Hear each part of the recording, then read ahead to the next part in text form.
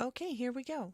Dungeons and Dragons on Roll20 in less than 20 minutes. First, after creating your Roll20 account, you will want to come in and create new game. There you will name your game. You will want to assign a character sheet, so certain things like browser extensions for rolling dice from D&D Beyond will work. This is going to be a Dungeons & Dragons 5e game. Ready, create game. You can choose a backdrop for your adventure and hit save. Now, to invite players. Here's the link. Copy link address and pass that out to your friends. And when they click on that link, they will see your game. And they can hit launch game. But first, there's some work that you need to do. Launch the game as the Dungeon Master. Go into my settings. First off, change that master music volume level down, so that when you apply the music, you don't blow out your eardrums. Second, if you are using Roll20 for video and voice, go ahead and leave this as is, but if not, I personally use Zoom or Discord video calls with my campaigns. So what I do is I come in here and I change it so that I broadcast nothing and I receive nothing. Another thing I do is, since I am not using the video and voice built into Roll20, I go ahead and change the avatars to names only, so it's just nice and small and out of the way. Then reconnect so those apply. And now, I will probably want to create the character since I've sent out that link to my friends. So we come under here, under the newspaper. This is our journal. Let's add a character. It's going to automatically assign a name.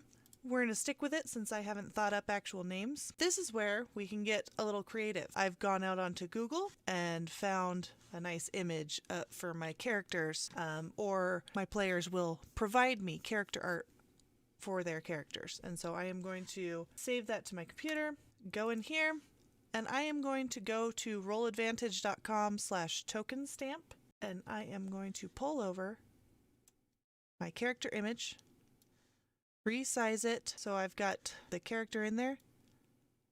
We'll assign her a nice border and then save that, and then there we go. I now have a token for that player. So I'm going to do this for UQuiv here, and it is going to upload that token image for her. I'm going to say this either shows up in all players or just this player that has joined LS, but for now I'm just going to say all players. And what I can do is now they and I can drag that character token onto the virtual tabletop. And while I have this selected, I'm actually going to open up UQuiv again and use selected token. So now that I've sent out this link, I can have my player launch their game. I'm going to assign this token can be controlled by LS. So LS is over here. Just going to launch the game. And of course, I will want to instruct her to use the similar settings, change that music volume, go ahead and do names only, and we'll go ahead and broadcast and receive nothing. Reconnect.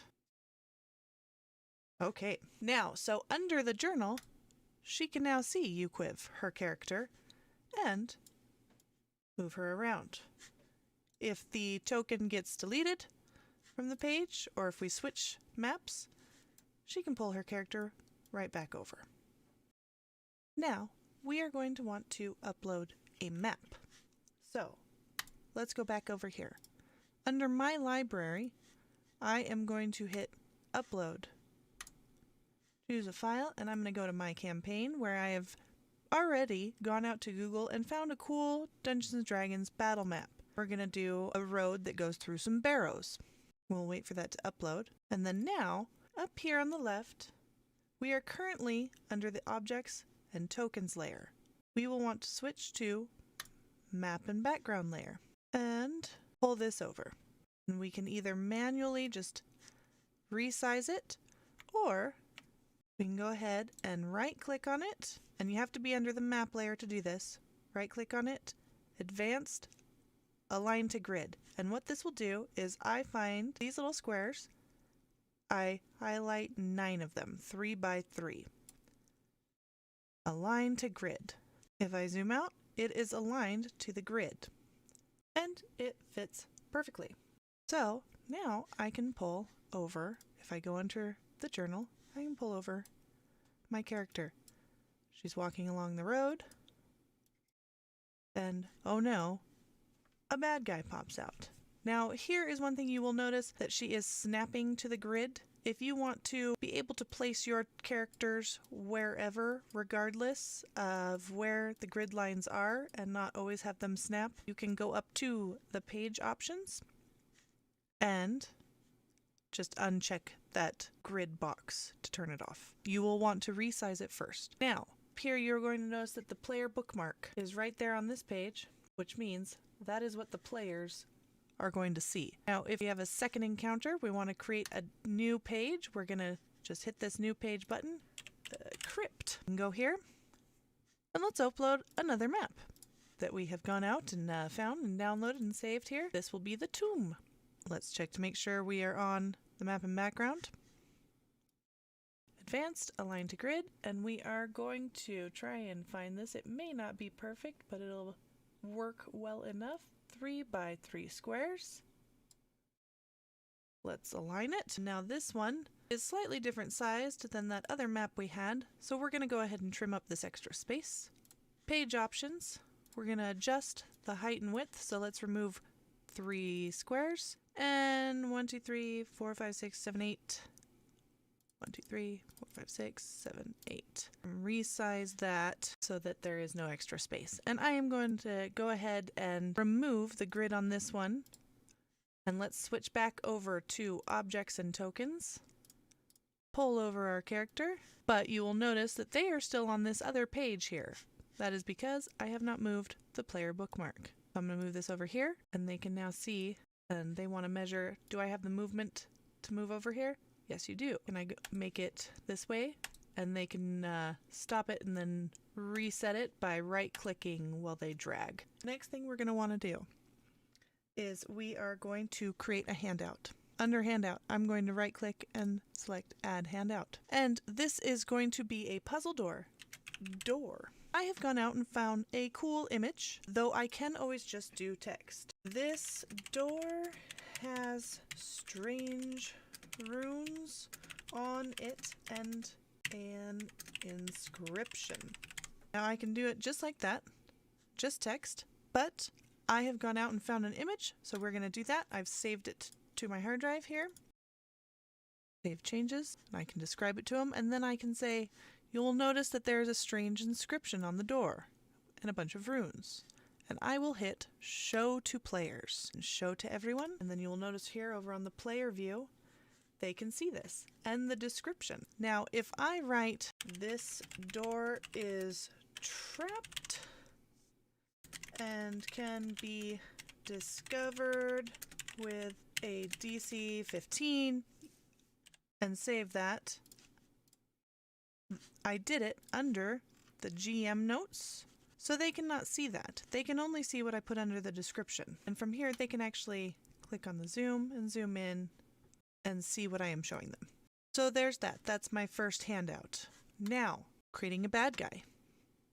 I am going to create a character, and I can create his character sheet, or if I'm going the simple route, I can just have a token for him and some artwork for him. Here's where we can go actually into Roll20, and they have a bunch of free assets, and we are going to go in here and we're going to try and find some bad guy tokens. And let's see, we want to do, maybe we'll do a lich. So I am going to actually go over to the crypt, and I'm going to place my lich over here. And let's resize him. And I am also going to right click on him and send him to the Game Master layer, the GM layer. And I will switch over there myself so I can continue making changes. And I can do this so that my players cannot see. So let's move the players over to the crypt. Let's say they've completed the puzzle door and the door opened for them.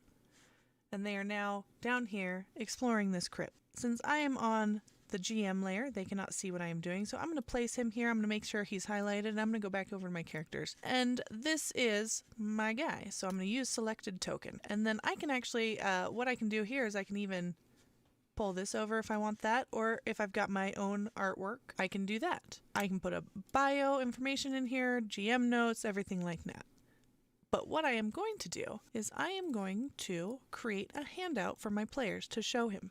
Because I don't want to show the actual character sheet, because I don't want them to actually peep on his stats. So I'm going to create a handout, and I am going to name this handout BBEG. And I have gone out and found some artwork for my Lich. And let's go into NPCs here. Here's my BBEG artwork. He's this guy. So I'm going to save that.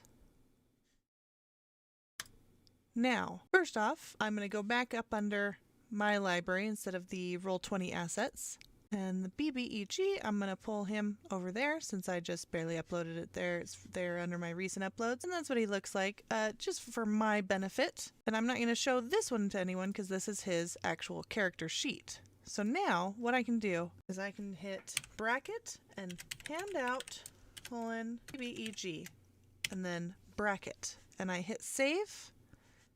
And what that'll do is I have actually created an internal link to my handout. So you descend into the crypt, and before you see this guy. And this will pull up the actual handout that doesn't have any of the stats on it. I can show this to players, and they can now see the bad guy in the crypt.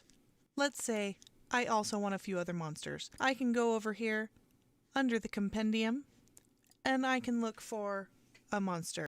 And I can pull up the stats for it and then go under here and pull over some skeletons. What will happen is that once my character descends into the crypt and I show them the bad guy, I am still over here on the GM side on the GM layer. So I show them the handout. There's the Lich. They move forward a little and I am going to say, oh, you stepped there, and a skeleton erupts out of the ground and claws at your leg. And so from here, I can send that to the token layer, and there's my monster. Voila! Now, we are going to set up some music. I'm going to go over here under the jukebox, and I'm going to hit Manage Audio. I'm going to look for a track. I am going to go under Tabletop Audio. I'm going to find Skirmish here, and I am going to add it to my game. And this may go on for a while, this fight, so I'm going to click on the loop button, and I'm going to hit play. Now comes the time to roll. You can roll real dice, or you can roll digital dice here on Roll20. So roll D20 plus 1. Roll initiative. And that is how you set up a basic game, basic encounter with characters, bad guys, monsters, and maps in Roll20.